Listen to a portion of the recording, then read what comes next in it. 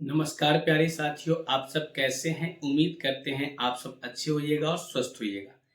आज की इस वीडियो में हम आपको बताएंगे इंटर पास स्कॉलरशिप जो इसकी बड़ी अपडेट आया है, कब से आवेदन होगा और किन किन चीज़ों को आपको ध्यान रखना है।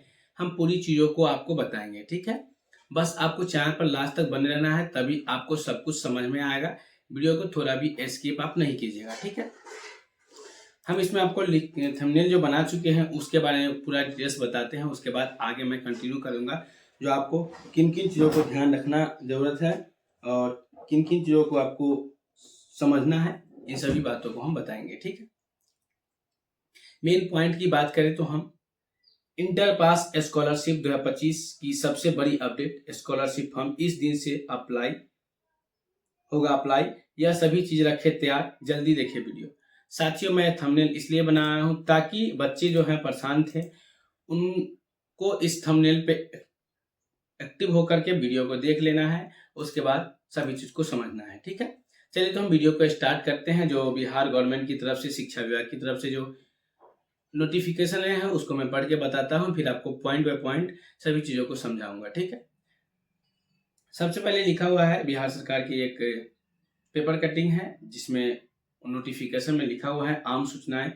मुख्यमंत्री कन्या उत्थान योजना अंतर्गत मुख्यमंत्री बालिका इंटरमीडिएट प्रोत्साहन योजना से लंबित होने के लिए बिहार विद्यालय परीक्षा समिति द्वारा आयोजित वार्षिक इंटरमीडिएट परीक्षा 2025 में उत्तीर्ण अविवाहित छात्राओं द्वारा एनआईसी के ऑनलाइन पोर्टल पर सूचनाएं अंकित किए जाने के संबंध में, यानी कि अविवाहित जो प्रमाण पत्र है उसको एनआईसी के पोर्टल पर अपग्रेडेशन करने हेतु जो है यह नोटिफिकेशन जारी किया गया है। इसमें बताया गया है तक द्वारा सूचित किया जाता है कि उच्च शिक्षा की ओर प्रोत्साहित करने एवं छात्रों को आत्मनिर्भर बना करके समाज की मुख्य धारा में लाना का उद्देश्य मुख्यमंत्री कन्या उत्थान योजना अंतर्गत मुख्यमंत्री बालिका इंटरमीडिएट प्रोत्साहन योजना के तहत बिहार विद्यालय परीक्षा समिति द्वारा आयोजित वार्षिक इंटरमीडिएट परीक्षा में उत्तीर्ण सभी कोटि के अविवाहित छात्राओं को सूचित किया जाता है कि प्रोत्साहन राशि की रुपया 25,000 मात्र दिए जाने के यह राशि सीधे आपके डीबीटी खाते में भेजी जाएगी। यानी कि साफ साफ बता भी दिया गया है, यह जो पैसा है आपको सिर्फ अकाउंट नंबर नहीं देना है, आपके आधार से जुड़ा हुआ जो भी बैंक है उसमें आपको पैसा जाएगा।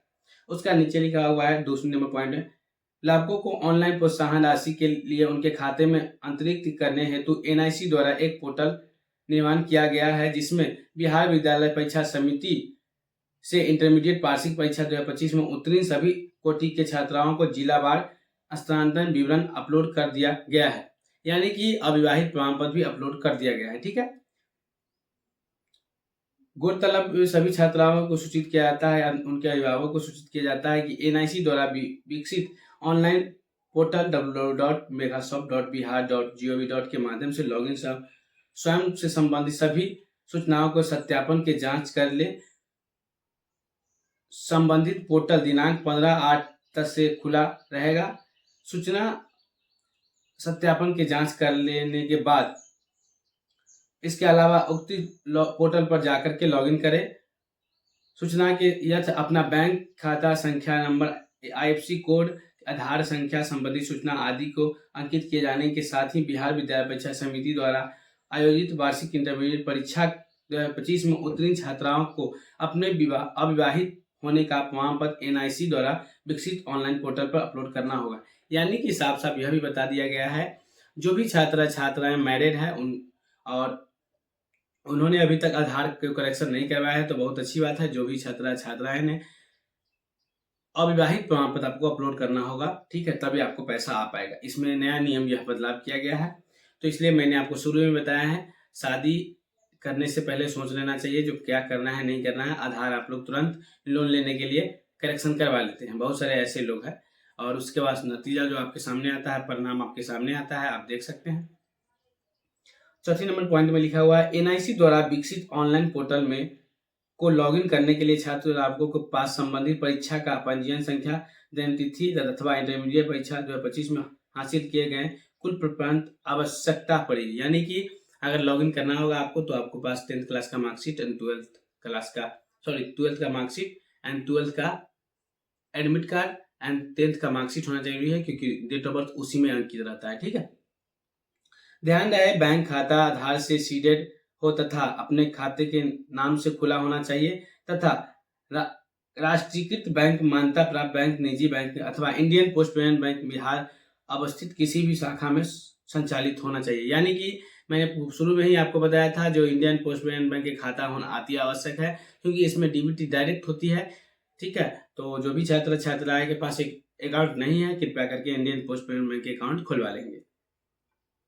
उसका लिखा हुआ है, इंटरनेट के माध्यम से सूचनाओं को अंकित किए जाने के क्रम में सोशल डिस्टेंसिंग के अनुपालन करने पर विशेष ध्यान रखे जाए। प्रयास किया जाना है जाए कि सूचनाएं के अंकित किए जाने के निजी अथवा घरेलू मोबाइल, लैपटॉप, कंप्यूटर आदि के माध्यम से किया जाए।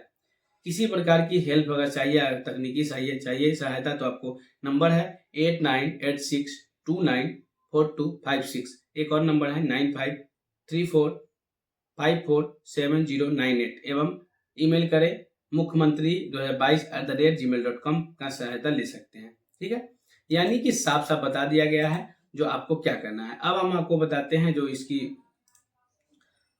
क्या क्या चीज़ों को ध्यान रखना है। और एक ध्यान देने वाली बात यह है, जो SC/ST छात्र छात्राएं हैं उनको मैं एक बार और पुनः बता देता हूं जो किन किन चीज़ों को आपको ध्यान रखना है। ध्यान देंगे, SC/ST जो भी छात्र छात्राएं हैं, अगर आपका फर्स्ट डिवीजन है तो आपको 25,000 रुपया और 15,000 रुपया एक्स्ट्रा मिलेगा। SC/ST कोई भी कैंडिडेट है अगर सेकेंड डिवीजन है तो आपको 10,000 रुपया और 15,000 रुपया 10,000 रुपया और 25,000 रुपया आपको मिलेगा। उसके बाद मैं बात करता हूँ जनरल और OBC EBC की बात करता हूँ। ABC और जनरल OBC जो भी छात्र छात्राएं हैं, अगर फर्स्ट डिवीजन है या थर्ड डिवीजन है या सेकेंड डिवीजन, आपको सिर्फ और सिर्फ 25,000 रुपया दिया जाएगा, यानी कि एक ही बार आपको पेमेंट दिया जाएगा। SC/ST छात्र छात्राओं को second division and first division को 2 बार पेमेंट दिया जाएगा। आपको बता दें कि इसका आवेदन की जो डेट है, शुरू करने की जो उम्मीद बताई जा रही है, यानी कि 15 अगस्त से यह आवेदन शुरू हो जाएगा।